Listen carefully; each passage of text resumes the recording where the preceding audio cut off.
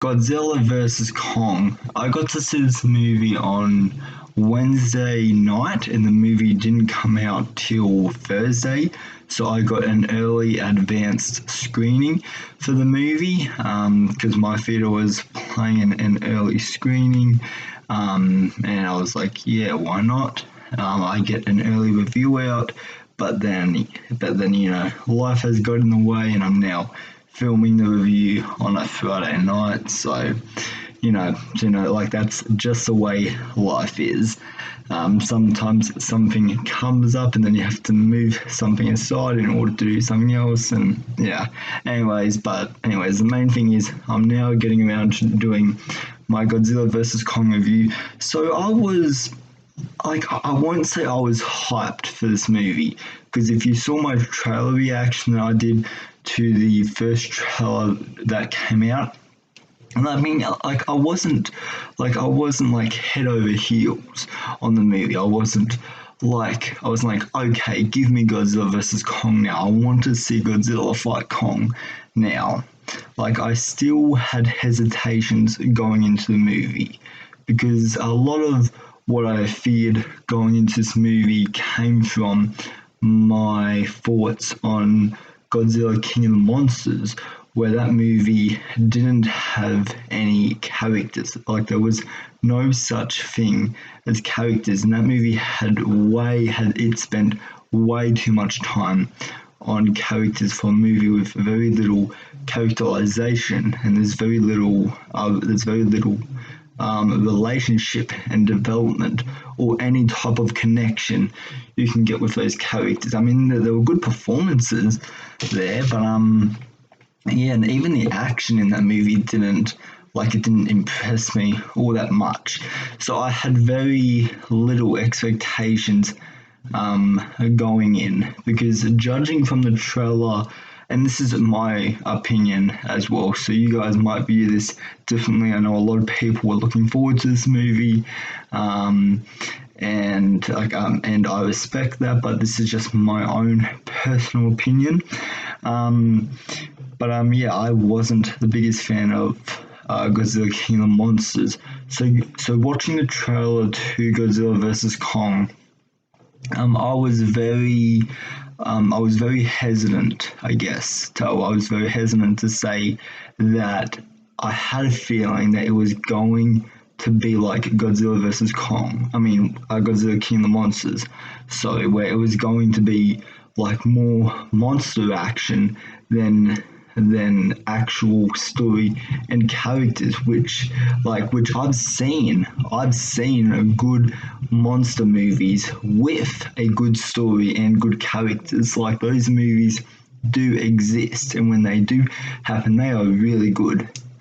um, yeah, I had that feeling from the trailer because the trailers were showcasing the action and weren't really showing us the characters, weren't really showing us the characters or the story. And that's not really a rant on the actual trailer. I mean, I think the action looked really cool, and I was really looking forward to seeing Godzilla beat the shit out of Kong and all that. So I was really looking forward to seeing this.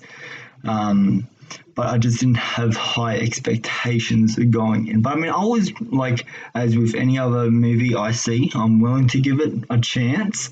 Who knows? It might surprise me. It could be better than the previous MonsterVerse movie. So, as far as my opinion, as far as my thoughts on Godzilla versus Kong, I like this movie a lot more than I expected. This movie, like its first act, there is actual human characters that you care about, and a lot of those characters, they do come from King of the Monsters. A lot of the characters introduced in that movie, they do continue over to this one, and there is a stronger story for those characters in this movie. One character in particular, like I won't go into spoilers, but the chick from Stranger Things, Millie Bobby Brown. Her character in King of the Monsters was pretty good, I'd say. She was one of the better parts of that movie, and she has a really strong story arc in this movie, and there's a little girl in this movie as well, which she has a nice bond with Kong. Like there's some really nice and emotional scenes with her and Kong. I won't go too much into that, but yeah, there are some great relationship scenes, and it does flesh out Kong more as a character. Which, speaking of Kong, he is the main character of this movie. And like Godzilla is not really in the movie all that much. Like he shows up when he has to beat Kong's ass, and he shows up at the beginning of the movie, and then he's kind of scattered throughout. But for the most part, this is Kong's movie. This is really his story, and this is and a lot of the emotional parts and a lot of the story and a lot of the story narration is from Kong. Um, so I really liked how this movie actually had good characters to actually focus on and to actually cheer for when I guess when the monster action is going down. You actually want these characters, you actually want them to get clear of the area that they are fighting in. So yeah, I really liked that, and it's definitely an improvement in this movie over Godzilla King of the Monsters. And of course, I can't go without talking about the fight sequences, because the trailer showcased the action, and it's in the title, Godzilla versus Kong. So that's one of the major things that this movie has. This movie has a lot riding on it. So how is the action in this movie? The action sequences, these are probably some of the best I have seen in the Monsterverse so far, I'd say, because the action scenes, like, they are actually really well shot. There's like you actually get these long wide shots, and you actually get you actually get a feel for the action, and you get a feel for the environment, like based around the action, and it's framed perfectly as well, which I did not expect that. I did not expect that at all. And I was paying pretty close attention to the fight scenes at how they were framed, because the cinematography in Godzilla King of the Monsters was something I did not like, because I felt like it was too I felt like the camera, I felt like it was shaking around way too much. There were too many like zoom ins and close ups of Godzilla and the other monsters in that movie. So it was refreshing. It was refreshing and good to see like real thought out cinematography in this movie, and that's another improvement over the previous Monsterverse movie. But the action, there is a lot of money thrown at the screen. There is a lot of explosions. There is a lot of CGI in the fight scenes. The action sequences, they are entertaining when they are happening, and that's another thing that Godzilla vs. Kong does much better than King of the Monsters is the pacing. The pacing in this movie has a great balance of action and character and story. I will talk about the story in a minute, but there's a great balance, at least with two of those things, with characters and action. There is a great balance of you're always focusing, and they're always cutting back to the characters' stories.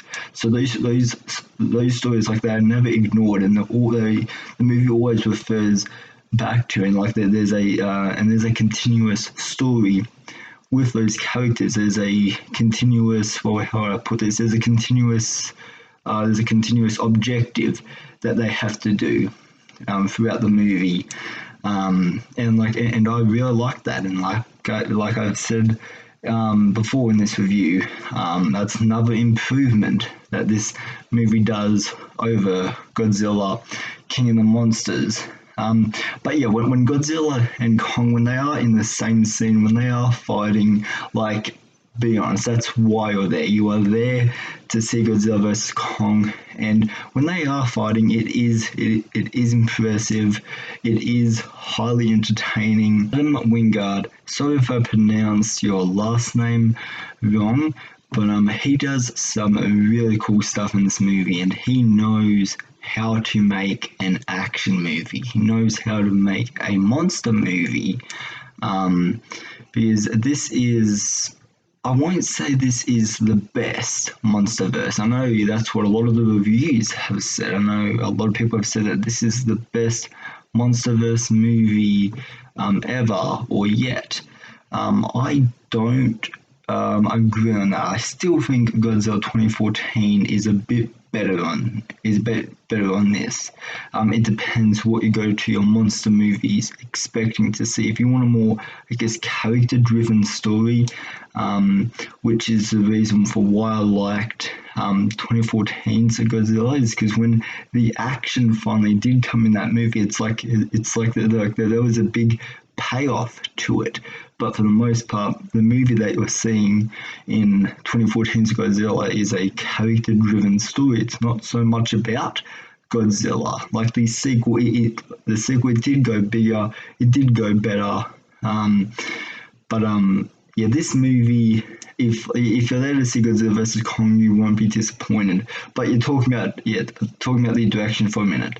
The direction, there was some really visually good looking scenes in this movie. There is a great form of storytelling in this movie, and he balances every element of this movie pretty well. Like, as far as pacing it all out, this is just below 2 hours. This is an hour and 53-minute movie, which I thought this movie could have been a bit longer. Not much, but I will talk about that in a minute. And that's a good cue for me to go to my negatives. Because this isn't a perfect movie. There are some flaws I do have with it, so I'll talk a bit about them. And my first negative is the story. At a point in this movie, the story does get a bit jumbled and a bit messy, which does result in it being hard to follow.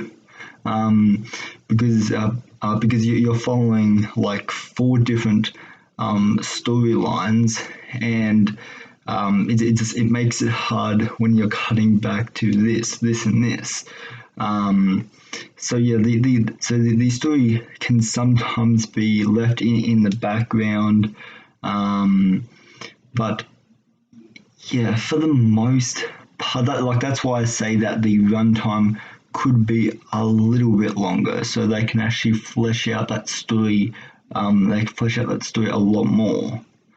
Because that was one problem as I was watching it, where I was kind of getting lost, and I was paying pretty close attention to this movie. As much as I am praising the characters in Godzilla vs. Kong, there are a few characters in this movie that are left in the background that do have importance in this story, that like when they're on screen, like when they're on screen, like you don't remember like who they are, what their personality is like, what was the last scene they were in, and like, and they're very just bland, one note, very cringe dialogue.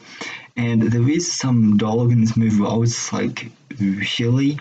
Um, but yeah, besides that, this movie does it continues the story of King of the Monsters, the story that King of the Monsters. I'll put it this way: the story that King of the Monsters set up, Godzilla versus Kong does a better job at continuing.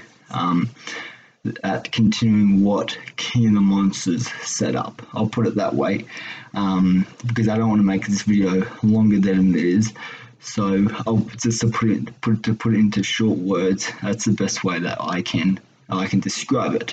But yeah, I guess to conclude what I'm saying, if you're there to see Godzilla vs Kong, which I'm sure 95% of the audience is going to this movie expecting, you won't be disappointed. There is a fair amount of action in this movie, and there are some big action set pieces in this movie. And if you're looking to be entertained, this movie will entertain you for sure.